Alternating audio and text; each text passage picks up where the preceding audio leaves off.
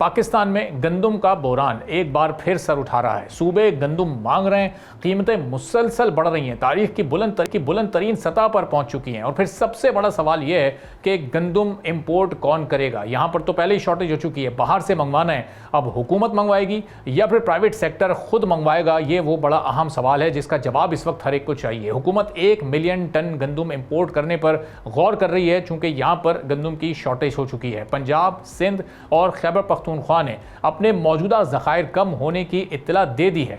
अब दूसरी तरफ सीरियल एसोसिएशन ऑफ पाकिस्तान का यह कहना है कि इंपोर्ट का काम हुकूमत नहीं बल्कि प्राइवेट सेक्टर को दिया जाए ताकि कौमी खजाने पर बोझ ना पड़े।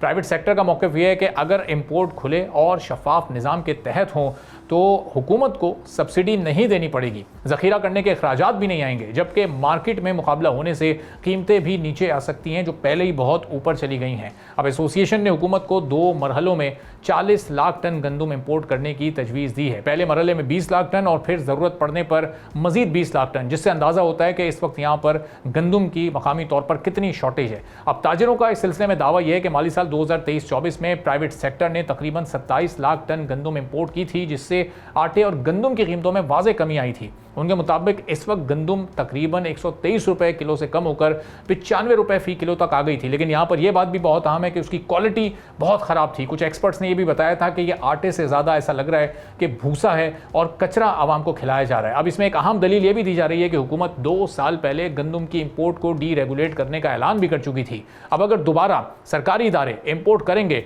तो इन्वेस्टर्स का एतमाद मुतासर होगा। एक्सपर्ट्स के मुताबिक इस वक्त आलमी मंडी में भी हालात निस्बतन साजगार हैं। ब्लैक सी और जनूबी अमेरिका में नई फसल आने से आलमी कीमतें कम हो सकती हैं, जिसका फ़ायदा पाकिस्तान बर वक्त इंपोर्ट करके उठा सकता है।